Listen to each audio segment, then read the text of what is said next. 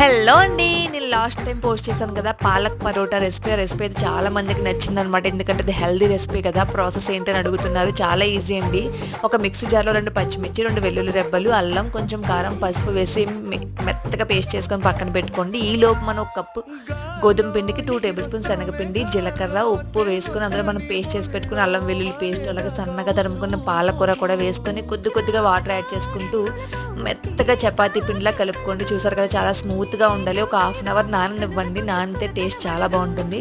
So వాటిని చిన్న చిన్న బాల్స్గా తీసుకొని మనం చపాతీ పిండికి చపాతీలు ఎలా చేస్తామో అలాగే మనం జెంటిల్గా నీట్గా స్మూత్గా చపాతీలు ఒత్తుకోండి. మనం మరీ ఎక్కువ ప్రెష్ అవ్వకుండా నెమ్మదిగా చపాతీలా ఒత్తుకొని వేడిగా ఉన్న పెనం మీద 2 సైడ్స్ ఆయిల్ కానీ గీ కానీ వేసుకొని కాల్చుకుంటే చాలా బాగుంటుందండి. వీక్లీ ఒక్కసారైనా ఆకుకూర తినలేని వాళ్ళు కూడా ఇలా చేసుకొని తింటే చాలా బాగుంటుంది. డెఫినెట్గా ట్రై చేయండి. అప్పటి వరకు మా ఛానల్ డెఫినెట్గా సబ్స్క్రైబ్